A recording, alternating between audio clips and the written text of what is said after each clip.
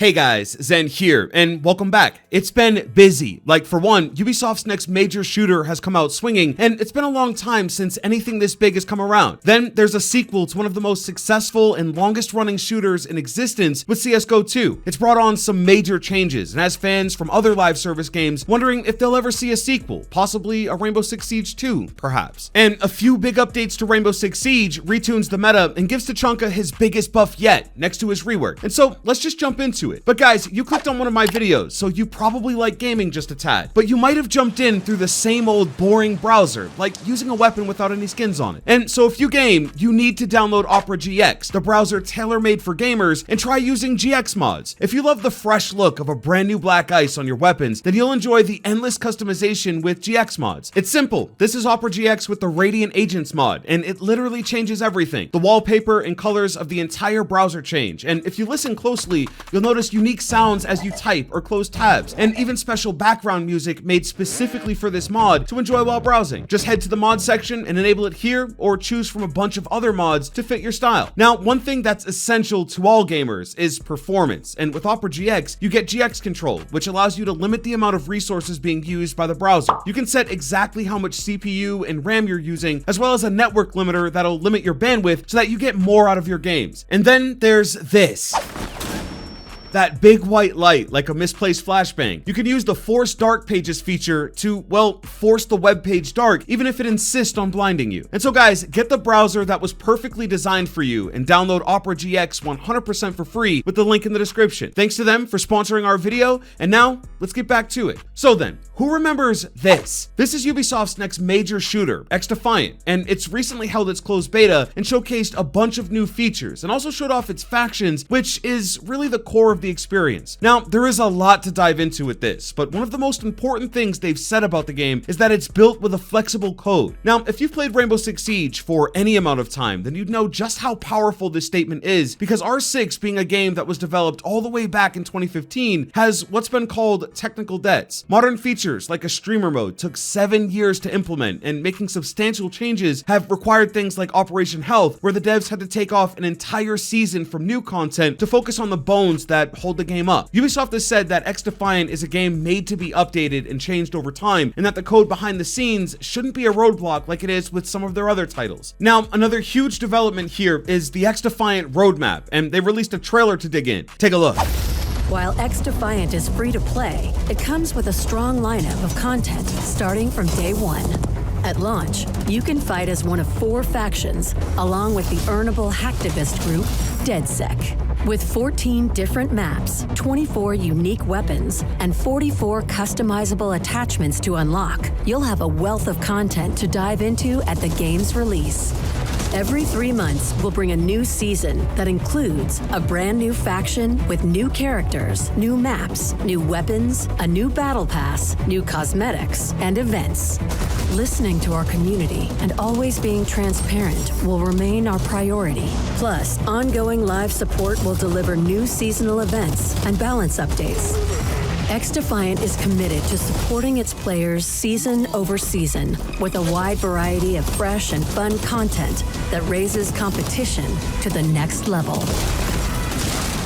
So the launch of this game is surprisingly packed with content, like 14 unique maps, 24 weapons, 44 attachments, and 5 of the factions is no slouch. And of course, this is a free-to-play game with a battle pass and content coming down the road. And so Ubisoft seems to be taking the launch of this game very seriously. Now, from what's been talked about online, there's really 2 types of people with 2 very different opinions on Defiant. The first is probably the most obvious, and it's that this is Ubisoft's Call of Duty competitor, and that's a totally fair assessment. This is an arcade-style shooter that's focusing on twitchy, fast gameplay, and even has a majority of ex-Call of Duty devs designing the game. The problem here, though, is it doing enough? Call of Duty clones have come and gone throughout the years, and so is Defiant just another one-and-done COD clone that'll be here for a season and gone the next? For me, I think it was smart for Ubisoft to really double down on the faction element of the game, because that's where the biggest difference lies with Defiant, and it's cool to see these different units from other Ubisoft titles mash up and go head-to-head. As for gameplay,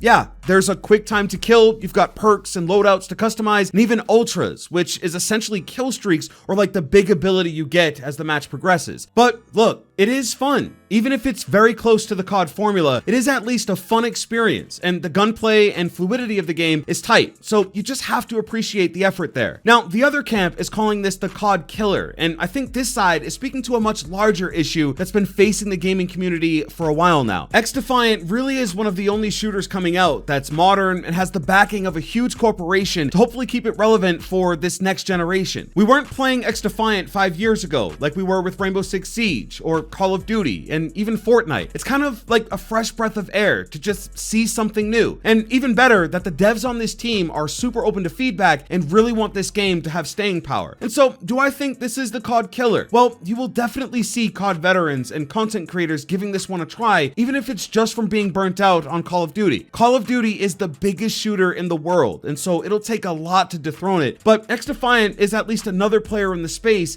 and a solid one at that. A lot of people talk about Rainbow Six Siege needing competition to really push that needle forward, and at least for Call of Duty, Defiant is filling that void. Now, a lot of people have asked for my feelings on it, and I've never been one to dig too deep into an arcade-style shooter, but with all the factions of Defiant, you can guarantee that Rainbow Six will end up being one of those factions one day, and I'll definitely want to see what they do there. Overall, I think it's smart for Ubisoft to go after the biggest shooter of all time, and I think with this much content at launch, they'll have a good chance at converting some people. I'll be spending more time with it, and maybe we'll do a few videos, but the best thing is that people are talking about it and want to see more of it. And so we still don't have a release date, but it'll be free to play and available on all current gen systems, and if there's any interest, I'll keep you topped up here. Next up is a topic we've waited years and years to finally speak on, but it would seem Ubisoft has finally ended the reign of keyboard and mouse on console. Mousetrap is now live in Rainbow Six Siege, and the early feedback is that it works, and it actually works really well. If you don't know how it works, Mousetrap will essentially identify if you're using a keyboard and mouse, and if it sees that you are in fact using them,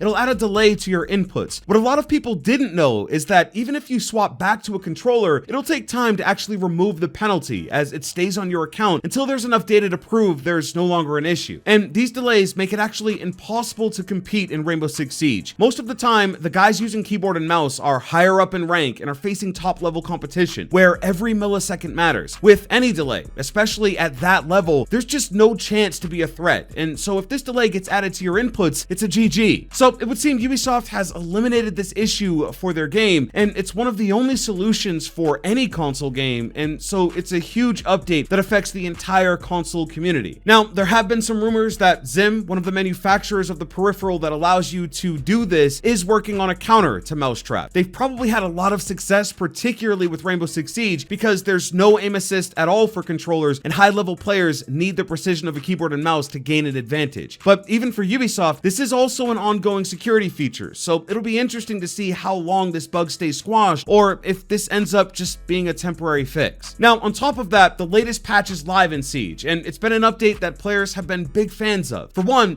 Tachanka has finally gotten more sight options by adding a 1.5 and 2.0 scope to the VSN. It was essential to give him a chance against other area denial operators like Smoke and Goyo, and his pick rate has skyrocketed since. He's also now the only other defender next to Rook with a 2.0 scope on an automatic weapon. The other big change was to Wamai. He finally got the 1.5 back on the MP5K, and this is the version of Wamai that I think is perfectly balanced. Wamai is one of my favorite operators, but to keep him competitive with Jaeger, he needs that 1.5, because without it, he was just drowned out. And so these two got some very meaningful buffs that have helped them gain popularity. Unfortunately, this also meant removing the 1.5 from both Kapkan and Oryx. Now, for Kapkan, it was pretty obvious to see this coming. I mean, Kapkan has been one of the most popular operators in year 8, and he has almost every tool to be an effective trap operator and a very powerful SMG. I think Tachanka needed the sight much more than Kapkan, and so I think it was a fair trade. And as for Oryx, I may have misjudged him in the past. Over time, people have really taken to his unique ability and how fast he can move around the map,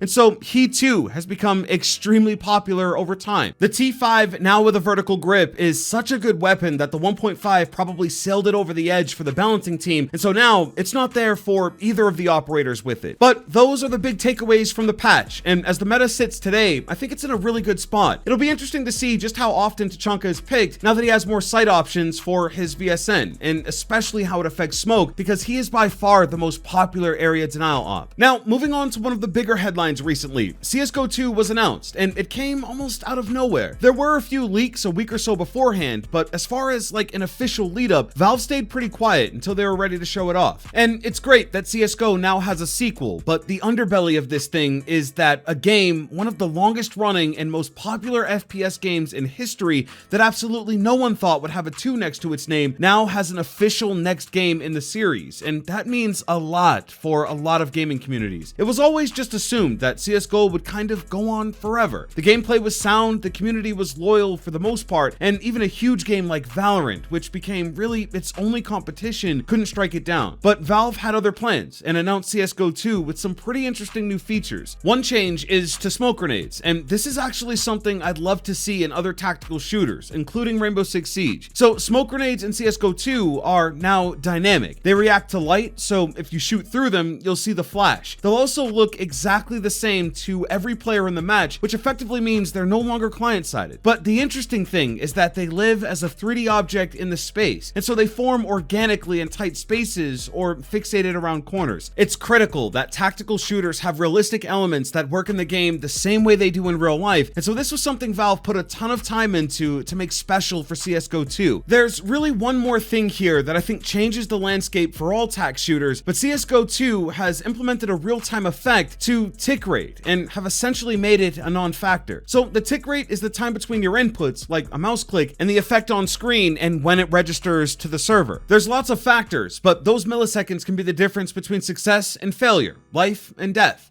So from what they claim, tick rate is no longer a factor. The server will know exactly when you peek, crouch, or shoot, and so what you see is what you get. This is absolutely monumental if it comes to be true, and other shooters can adopt this feature. With how competitive and complex these games are getting, it's getting more and more important for back-end systems like tick rate to be as fast or as accurate as possible. The early feedback has been that CSGO 2 just feels better. Things are smoother and more responsive, and that's exactly the kind of thing modern gamers want to experience in these next generation shooters. Now, it should be mentioned that CSGO 2 isn't so much of a full-on sequel as it is a huge update and upgrade to CSGO, but they've done enough that it can be considered its own game, which I think is what's been asked for. Now, of course, a lot of people have been speculating that this could mean R6 follows suit at some point and introduces a Rainbow Six Siege 2, and it's intriguing. The devs have said to expect another 10 years of Rainbow Six Siege, and it's been well documented that Siege is one of, if not the most successful live service game currently in Ubisoft's portfolio, and so keeping that going for even longer is a high probability. But upgrading things like tick rate and adding more dynamic features are only good things for Rainbow Six Siege, and it could be that that's only possible with a follow-up game. I'd love a Rainbow Six Siege 2, but what do you think? Is this something you think would be great for the future? And if so, what needs to change? And finally, guys, the end has come for Rainbow Six. Well, Extraction, that is. Ubisoft announced that development for Rainbow Six Extraction has concluded, and there will be no more new content for the game. I've got to say, Extraction lived on and did much more than I think any of us gave it credit for. They were consistently releasing live events, and even to this day, Extraction has some of the best cosmetics available in a shooter. But it's time for it to be sunset, and I think pulling the plug on it now and putting those resources elsewhere is a smart move. Of course, you can still enjoy the game, just don't expect anything new to come around for it. It's mission complete. And so guys, lots of news to cover in this one, and plenty more to come as the year chugs on. I'm back, and there are lots of videos on the way, so make sure to subscribe, and I'll see you guys in the next one. Hey, I'm out.